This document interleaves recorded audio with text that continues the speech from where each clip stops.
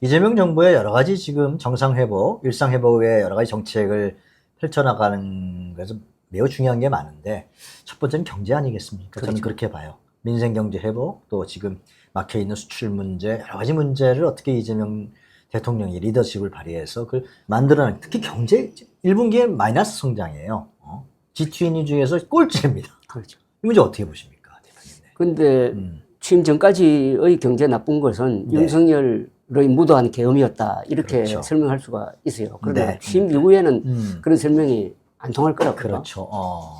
그리고 저는 이 정부를 지금 국민 주권 정부라 그러잖아요. 네. 저는 그것보다는 민생 정부라고 하는 게 오히려 더 절박성이 있지 않느냐 생각이 드는데 우리가 민생이라고 하면은 생업이란 말도 있지만 생명이란 말도 있잖아요. 맞습니다. 그죠? 네. 그러니까 결국 국민의 생업과 생명을 지키는 게 정부의 고유한 권한인데 네. 그런데 이 민생 경제에 한정시키면은 이것은 단기간에 효과를 보는 것은 지금 쿠폰 나눠주는 그런 방식 말고는 없다고요. 그렇죠. 그렇죠. 장기적으로는 결국 전체 경제와 맞물리는 건데 네. 지금 제일 당면 문제는 지금 트럼프 대통령과의 정상회담 내지 그 전에 아마 있을 것으로 보이는 이 관세 확정 아닙니까? 네. 그렇죠? 근데 일본이 이번에 너무 성적표를 좋게 받아가지고 좀 부담을 느낄 것 같아요. 일본이 15%. 15% 아닙니까? 네. 25%를 15%로 낮췄어요. 낮추고 특히 그 자동차, 우리도 마찬가지입니다만 대미 무역 흑자의 대부분을 차지하는 자동차에 대한 관세도 상당히 낮췄거든요.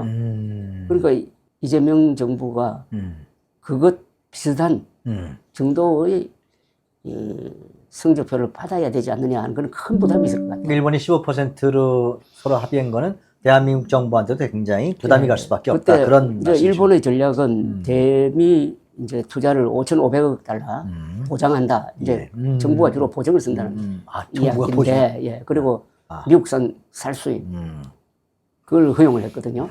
근데 그게 액수는 얼마 안 되지만 굉장히 이게 표에 영향을 주는 거라고요. 우리도 마찬가지지만. 그렇죠. 예. 그러면 우리는 미국 정부에 뭘 양보할 수 있느냐.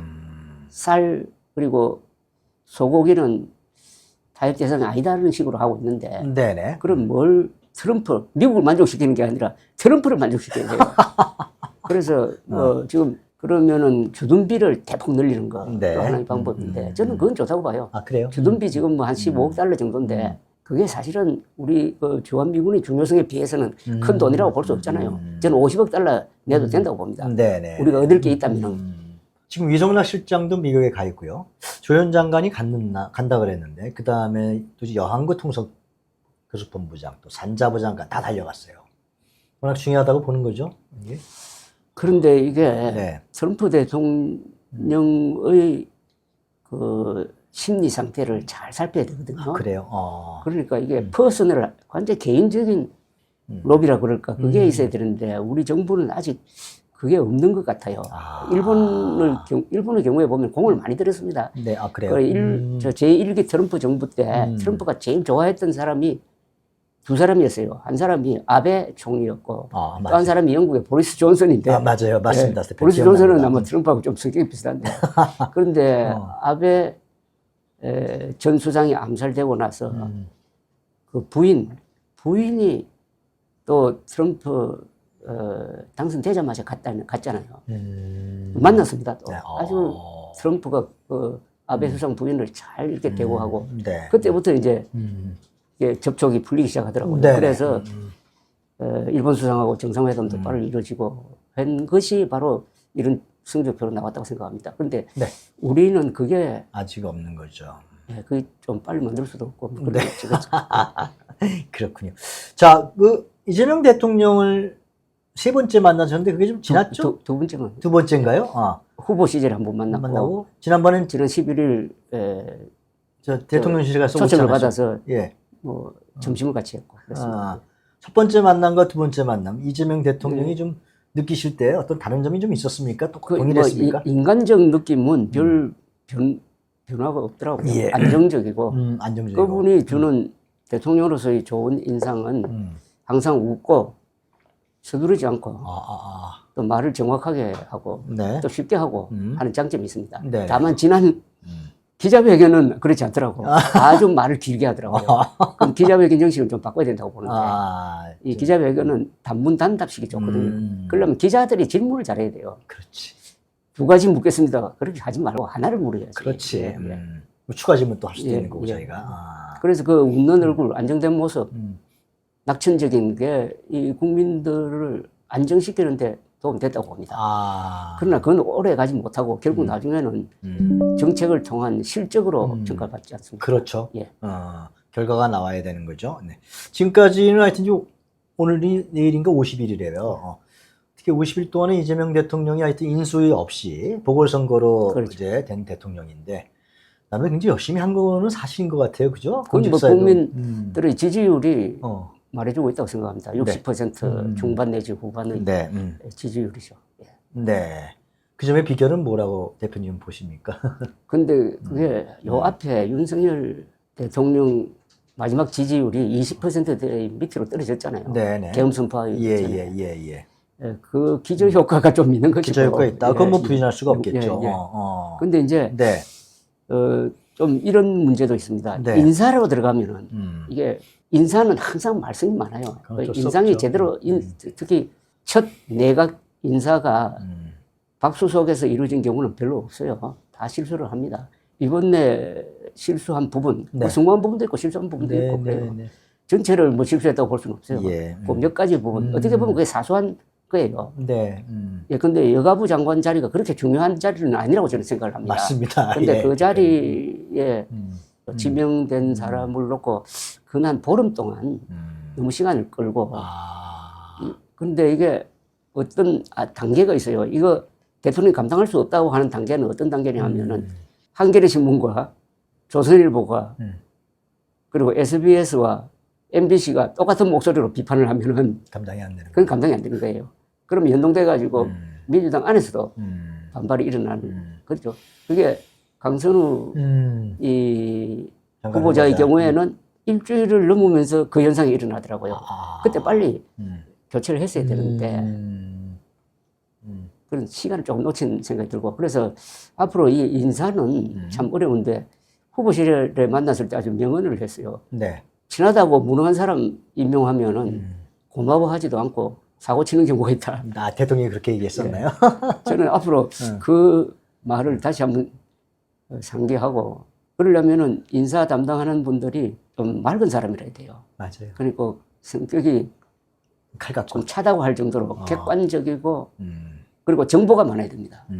그리고 쓰잘데없는 정보 말고 아주 네. 정확한 정보인데 이 정보는 국가기관의 정보를 우선 신뢰를 해야 됩니다. 그래요? 사적인 정보보다는. 근데 정치를 하는 분들이 이 사적인 정보를 중요시 하다가 망하는 경우가 바로 윤석열 대통령이거든요. 예. 윤석열 대통령의 잘못한 거는 거의 대부분은 정보 판단의 실수입니다.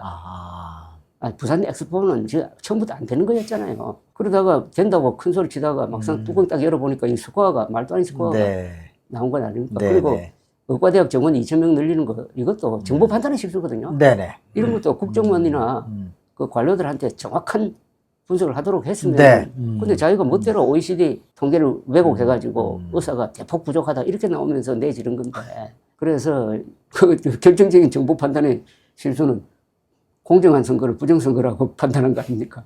그래서 이재명 대통령도 앞으로 이 정보 보고를 어떤 식으로 받느냐. 과거 관례는 일주일에 한 번씩은 국정원장 정보를 받는 것이었습니다. 네. 예.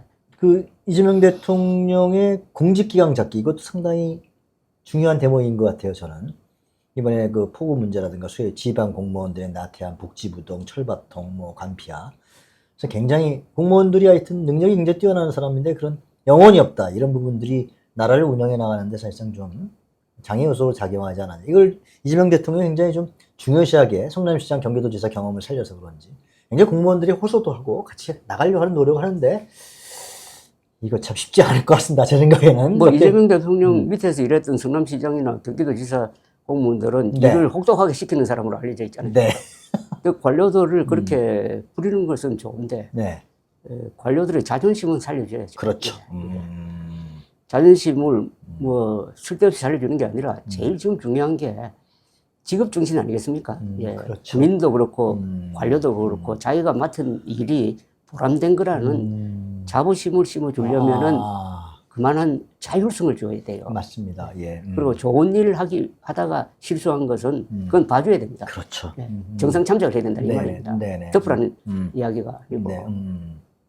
그리고 이번 뭐 수해는 사실은 내린 폭우의 양에 비하면은 사망자가 좀 적은 편입니다. 네. 돌아가신 분한테는 죄송하지만은 네. 미국에 비하면은 미국에서 텍사스에서 한 400mm 내렸는데 사망자가 한 300명 됐거든요. 그건 뭐 역시 우리 이저 수해를 막을 수 있는데 인프라를 투자를 많이 했어요. 이걸 우리가 기억해야 됩니다. 1970년대 박정희 대통령이 있을 때 4대강 유역 사업을 하면서 댐을 10개 만들었어요. 소양강 댐, 충주댐, 안동댐. 그때 만들었어요. 맞아요. 기억납니다. 그때 안 만들었으면요.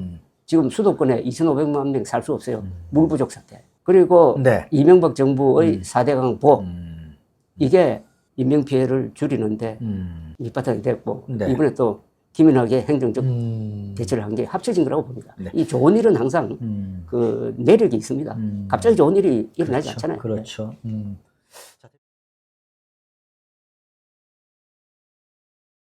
근데 국민의힘 지금 어떻게 가는 겁니까? 참 궁금하기도 하고 우려도 되고 말이죠. 국민의힘은 김문수 후보가 그때 2% 받았죠? 아마? 예, 대선에서. 예, 대선에서. 그걸 보고 스스로 자위를 하면서 졌지만 잘 싸웠다. 그것 때문에 망하고 있다고 봅니다. 그게 틀렸거든요. 졌지만 잘 싸운 게 아니에요.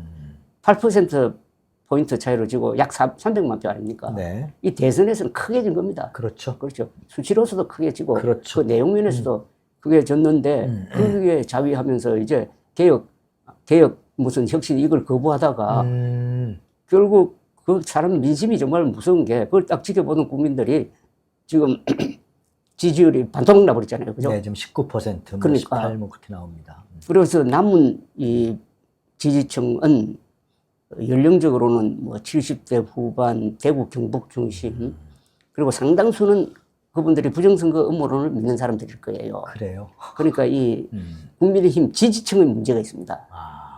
이 지지층의 질적 문제가 있어요. 그 다음에 그 지지층 중에 핵심인 이 당원들, 당원이 한 70만 명 된다는데, 네. 짐작컨대는 이 당원들 중에 한 반은 부정선거 음모론 믿는 사람들이 아닐까 하는 그런 제가 정말요? 추측을 합니다. 이야. 그러면은 이게 문제가 심각합니다. 그런데 이번 전당대회에서 당대표를 뽑을 때 80%는 당원 투표로 결정하잖아요. 네. 그러면 어떤 후보가 뽑힐 것이냐 하는 이런 문제가 있어요. 그러나 네. 또 노력에 따라서는 지금 이제 여론과 언론이 워낙 이 친윤 세력에 부정적이지 않습니까? 네. 그러면 이게 또 당원들에게 영향도 줘요. 그리고 이 전당대회 기간 중에 한 선거운동 기간이 한 3주 정도 될 것 같은데 그때 이 반친윤 세력 네. 그러니까 저는 그 사람들을 맨정신파라고 불러요. 맨정신파. 그 음모론파와 예. 맨정신파로 부른다면 맨정신파에 속한 사람들이 네. 그 요새 뭐 대표 출마를 예. 선언한 사람도 있고 그리고 조경태, 안철수 두 사람은 이미 출마한 상태 아닙니까? 네. 일찍 출마 선언했죠. 그다음 또 누구죠? 저 한동훈. 한동훈이도 그렇고. 아마 한동훈 나올까요? 안 나올까요? 저는 안 나온다고 봅니다. 왜 안 나와요? 그 사람은? 안 나오고 더 중요한 역할을 할 수 있다고 봐요. 그래요? 예. 이분이 중요한 역할을 하는 것은 네. 당 대표 되는 것도 중요하지만은 국민의힘의 이 지금 노선으로 가면 망한다. 역사의 이 길목에서 선택을 잘못했다. 네. 역사의 패배자로 가고 있다. 이러지면 낙오자가 된다. 이런 경고를 하는 데는 네. 당 대표 안 나오고 하는 게 더 나아요. 그래서 맨정신파가 당권을 잡도록 하는 걸 하면은 뭐 대표된 것보다 더 좋은 일 하는 것 아닙니까? 근데 그렇게 되겠습니까? 지금 돌아가는 거 보면 말이죠. 아니, 한동훈 대표가 출마 안 하면은 이쪽이 유리해요. 어떤 점에서는. 그 조경태가 그래서 나온 되든 건가요? 아니면 안철수. 예, 예.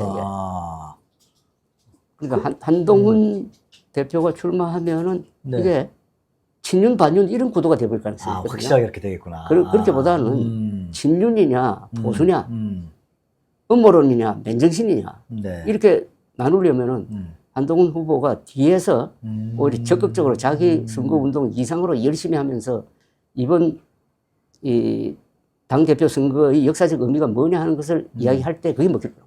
그럼 대표님 보시기엔 한동훈은 안 나올 가능성이 저는 안 상당히- 나온다고 봅니다. 그래서 주경태를 세운 거다. 뭐 그렇게. 그럼 세웠는지 안 세웠는지 아, 모르겠어요. 그건 그건 세운 건 모르고. 아닌 것 같아요. 아, 그래요? 조경태 의원은 자기가 먼저 나오겠다고 선언했습니다. 세운 게 아니에요. 의논 없이 나온 거 맞아요. 김문수는 결국 아까 대표님이 분석하신 대로 그 음모론을 믿는 국민의힘의 당원들, 권리 당원들을 믿고 나온 거네요. 그러니까 나오자마자 뭐 이재명 정부가 구조적으로 그렇게 되어버렸어요. 원래 불평등 음모론을 믿었던 사람인데 네. 지난 조기 대선 경우에는 거기서 좀 자연히 좀 안 믿는 척한 거 아닙니까? 그러니까 사전투표 제도 폐지하겠다고 수락연설에서 이야기했잖아요. 네. 그것으로. 그 나중에는 사전투표 합시다라고 했잖아요. 그런데 지고 나서 다시 또 돌아가는 것 같아요. 회귀하는 것 같아요. 뭐 전환길, 윤석열, 인상이 지금 윤석열, 전환길, 김문수 이렇게 맞아요. 한 덩어리가 되어버리잖아요. 맞아요. 예. 그럼 결국 이번 전당대회는 음. 윤 어게인으로 갈 거냐, 아니면 보수 어게인으로 갈 거냐, 보수 재생이냐, 보수 괴멸이냐의 선택이 남아있고. 결국 그 당원이 하는 거 아닙니까? 그죠? 그러니까요. 권리 당원들이 그러니까 하는 이번에 국힘 당원들의 혁명이 있을 거냐, 말 거냐. 근데 과거에 한국 정당사를 보면은 예. 야당 의원들이 역사를 바꾼 경우가 있습니다. 몇 차례 있어요. 하나를 예를 들면 1979년 5월 30일 신민당 전당대회가 있습니다. 네.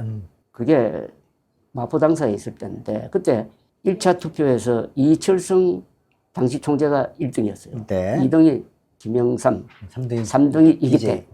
이기택. 이랬습니다. 그래서 이제 결선 투표로 갔어요. 결선 투표로 갈 때 그때 학생들, 시민들, 민주화를 요구하는 사람들이 그 당사를 에워싸고 계속 김영삼을 연호했습니다. 그래서 결선 투표에서 이기택 씨가, 네. 이기택 씨는 그 이철성 네. 저 총재하고 같은 그 고려대학 출신이고 친해요. 그런데 이분이 김영삼 지지를 했습니다. 그래서 김영삼 아주 극소수 표차로 네. 김영삼 총재가 등장했습니다. 그게 역사를 바꿨습니다. 그래서 강력한 박정희 정권 투쟁을 하거든요. 그래서 여러 가지 사건이 많이 납니다. 네. YH 사건이라든지 김영삼 제명이라든지 그게 결국 부마 사태로 이어지거든요. 네, 네. 부마 사태가 결국 11.6 사건으로 예, 예. 갔어요. 예. 이게 야당 당원들이 역사를 바꾼 겁니다. 근데 대표님, 지금 말씀하신 그 당시에 YS가 있었고요. 이런 구심점과. 그렇죠. 근데 지금 그게 차이가 있어요. 국민의힘은 지금 구심점이 안 보이잖아요. 구심점을 만들어가면 되는 거고. 뭐 저는 한동훈 대표가 구심점 역할을 하고 있다고 봐요. 아, 그래요? 왜냐하면 12월 3일 예. 아주 정확한 선택을 했고 그것으로 쫓겨났고 그다음에 지난번 대선 후보 경선에서도 상당한 표를 얻었잖아요. 네네네. 전당대회 결과, 근데 저는 이런 걱정이 들어요. 그러니까 이재명 대통령이 집권당의 대통령이 된 거 아닙니까? 그리고 이제 국정 운영을 안정적으로 이끌어 나가기 위해서는 여야 간의 협치가 사실상 그건 기본적으로 들어가야 되거든요. 그래서 자꾸 만나기도 하고 그러는 것 같은데, 만약에 국민의힘이 정말 김문수라든가 이런 내란을 동조하는 사람들이 당의 주도권을 잡는다 그러면 사사건건 발목을 잡고 사사건건 대립하려고 그럴 것이고, 이러면 참 전국이 아주 불안정해 갈 것 같아요. 이거는 뭐 여야를 떠나서요. 그게 오히려 거꾸로 될 가능성이 있지. 그래 되면은 예. 근데 계엄 옹호파와 부정선거 음모론파가 국힘당의 당권을 잡았다. 네. 이러면은 지금 여당에서 추진하고 있다는 그 내란 특별법. 뭐 해산 해산, 정당 해산. 이거 진짜 해산 사유가 되느냐 아니냐를 가지고 한번 토론 대상이 되지 않을까 하는 생각이 들어요. 그러네요. 형식 논리상. 네. 그러면 어떻게 됐냐? 이건 협치 대상이 아니라 그냥 소멸 대상이 돼버리는 겁니다. 그렇게 되는 거죠. 그럼 이러면은 이재명 정부한테도 득될 게 없어요. 건전한 야당이 협치는 협치대로 하고 견제는 견제대로 해야 이게 정치가 건강하게 돌아가는 거죠. 근데 존재 자체가 그렇게 안 되면. 문제는 그게 국민의힘의 당원들의 선택입니다. 아. 그 당원들이 상당수가 지금 경상도 당원들인데 예. 경상도 당원들 중에 부산, 울산, 경남은 좀 다르고 결국 대구, 경북 당원들과 대구, 경북 주민들의 선택이에요. 그 대표님 모스탄 문제는 어떻게 보십니까? 그 사람은 허무맹랑한 사람인데 네, 무슨 트럼프 일기 때 무슨 뭐 특임 대사 비슷한 뭐 걸 그런 걸 할 거예요. 한 걸로 잠깐 지금 알려져 있어요. 있던데 예. 요사이 주장하는 것은 다 거짓말 아닙니까? 또 금방지기도 하고 뭘 한다고 대한민국의 이 세계 최고의 투명한 선거 제도를 그 무슨 어디 뭐 후진국 정도로 생각하고 그러고 그걸 또 초청한 사람들은 그 사람들을 앞세워 가지고 윤석열 지면회를 추진하고 글쎄 말이야. 하는 이런 행태가 그게 다 음모론자들 아닙니까? 음모론자들 하는 행태인데 이게 좀 묘한 게 있어요. 2020년 11월 트럼프 현직 대통령이 바이든 후보에게 그때 아주 크게 졌거든요. 그런데 부정선거로 졌다고 했잖아요. 그런데 부정선거로 졌다고 하는 이유가 그때 도미니언 보팅 시스템이라는 회사가 이 전자 투개표를 관리를 했어요. 그건 전자 투개표거든요. 우리는 수개표고. 네. 그게 완전히 부정의 온상이다. 이렇게 주장했잖아요. 근데 그 가만히 내가 살펴보니까 한국의 부정선거 음모론자들이 주장하는 논리하고 굉장히 비슷해요. 한국은 뒤에 중국이 있다. 그때 공화당은 이 도미니언 보팅 시스템은 뭐 쿠바, 베네수엘라 뭐 이쪽하고 뭐 연결됐다. 뭐 이런 식으로 하는 게 잘 비슷하더라고. 네네. 비슷한 이유가 있어요. 그 사람들하고 한국의 부정선거 음모론자들 사이에 그 전에 접촉이 있었어요. 교류가 있었다고. 배워갔다고 봅니다. 저는 한국의 부정선거 음모론으로부터 트럼프가 배웠다고 생각해요. 그리고 인맥적으로도 그 미국의 보수당 중에, 보수 세력 중에서도 이게 극단주의자, 백인 우월주의자 뭐 이런 사람들이 있거든요. 그 사람들하고 한국의 이 음모론자들이 좀 통한다고. 거기에 모스탄이 있는 거예요? 거기에, 이 추측입니다. 예. 자, 이런 사대주의가 어디 있습니까? 트럼프를 불러들여가지고 한국의 미국보다도 더 정확한 선거관리 제도를 요구를 하면은 그게 결국은 역적질 아닙니까? 역적질. 역적질이지. 보수가 망할 리는 없지만은 보수 세력이 보수층은 절대 망하지 않아요. 지금도 아무리 적게 잡아도 40에서 45% 있어요. 문제는 보수 세력인데 이 보수 세력이 보수 언론과 보수 지식인 또는 보수 행동가들 이 사람들이 윤석열 따라가다가 박수부대 되고 팬클럽 되고 하다가 결국 음모론으로 빠져버리고 거기에 연동돼 가지고 지금 국민의힘이 저렇게 헤매고 있는데 보수 세력 중에서 특히 보수 언론 전환기를 띄워준 언론이 누굽니까? 조선일보인가요? 누굽니까? 누구? 그렇게 보면은 이게 다 공동 책임이에요. 공동 책임인데 결국 이 음모론을 끊어내느냐 마느냐가 국민의힘의 문제이기도 하지만은 보수 세력, 보수 지도층의 문제입니다. 끌어내는 거죠. 그러니까 아니 결별하는 게 아니라 참여를 해야지. 그동안에 보수 세력 자칭 지식인들 중에서 부정선거 음모론을 편들었던 사람들이 너무 많잖아요. 다 글과 말이 남아 있잖아요. 네. 그러니까 전환기를 영웅으로 만든 사람들. 그리고 계속 선관위를 공격했던 사람들. 네. 나는 이게 지성사적으로는 일제 말기에 친일 해가지고 부역했던 사람들. 네. 보다 더 나쁘다고 봐요. 왜 나쁘다고 보십니까? 아니, 그때는 일제의 강압에 의해서 한 거고. 강압이 있었지. 지금 어떤 지식인이나 어떤 언론 보고 부정선거 음모론 지지 안 하면은 감옥에 보낸다는 사람이 있어요. 다 자발적으로 한 것 아닙니까? 그래서 보수의 정신이 가버린 거예요. 그나마 이준석, 한동훈 두 사람이 그게 반대했고 그래서 그 세력이 지금 전당대회에서 이겨야 되는데 진다면은 국민의힘의 미래는 없는 거나 이게 좀 뭐 분당되든지 뭐 해산되든지 뭐 자진 해체되든지 그렇게 안 될까요? 자, 대표님 그 역사 얘기도 하고 오셨는데 지금 김건희라는 인물 지금 이제 뭐 특검 조사받고 뭐 6일날 들어와라 그러니까 가진 억측과 이러한 설화에 지금 휩싸여 있는데 김건희라는 인물을 어떻게 평가할 수 있습니까? 김건희 씨가 주술에 굉장히 취미가 많고 그 영향을 받아가지고 윤석열 대통령한테 이전함으로써 근데 청와대에서 나오게 했다든지 하는 네. 그런 가능성이 있어요. 네. 또는 말도 안 되는 의과대학 정원 2,000명. 왜 2,000명이라는 숫자에 집착을 했느냐. 맞아요. 제가 안철수 의원이 네. 이 문제를 가지고 당시 대통령실과 접촉을 하면서 느꼈던 게 저한테 그렇게 이야기를 하더라고요. 예. 2,000명이라는 숫자에 다 막히더라. 2,000명은 양보할 수 없다고. 그럼 그 2,000명 뒤에 누가 있어요? 윤석열, 김건희 씨 있는 거 아닐까요? 그렇죠. 그리고 작년 총선 전 사전투표를 할 때 네. 윤석열 대통령이 어디 갔는지 아세요? 사전투표 어디서 했는지 아세요? 부산에서 하지 않았습니까? 부산에서 했는데 예. 그게 사하고 명지동인 것 같은데 어. 그 투표소의 집원이 투표소 바로 앞에 있는 집원 2,000번이더라고요. 2,000번. 정말. 그래서 하여튼 이런 게 그러니까 예. 김건희 씨의 예. 윤석열 대통령에 대한 영향력이 너무 강했던 것 같고 그 강한 게 네. 정확한 정보가 아니라 주술적인 어떤 이런 영향이 있었지 않느냐 하는 생각이 드는데 이건 네. 뭐 수사 대상이 되는지 안 되는지 잘 모르겠어요. 네네. 그다음에 요새 거론되는 게 워낙 사건이 많은데 예, 워낙 많아요. 근데 이제 이걸 내란 특검과 자꾸 이제 라이벌 관계가 될 것 같은데 김건희 특검이 뭘 하려면은 김건희 씨와 관련된 지금 명태균 뭐 스캔들 그건 아마 상당히 범죄 구성이 쉽게 이루어질 것 같은데 네.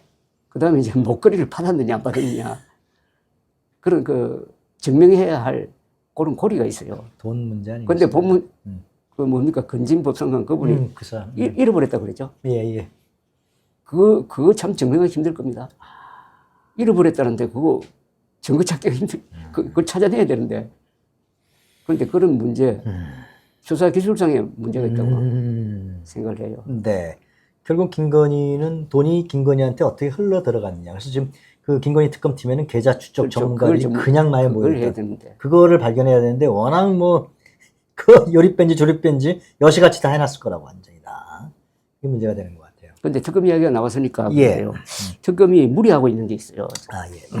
이 군에 대한 수사를 지금 무리하게 난 진행하고 있다고 봅니다. 그건 저만의 생각이 아니고 법원이 구속영장 2개를 기각했잖아요. 드론 사령관과 전 해병대 사령관. 판사들도 그렇게 생각하고 있다는 거거든요. 특히 무인기 평양으로 보낸 걸 외환죄로 건다고 출발한 게 잘못됐어요.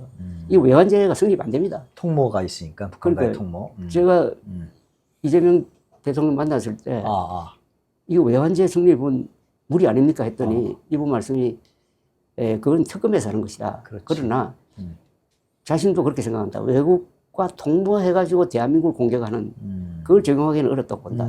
그러나 다른 걸로는 가능할 것 같다는 뭐 그런 취지의 이야기를 했어요. 네네. 그분이 말은 중요한 게 국군 통수권자입니다.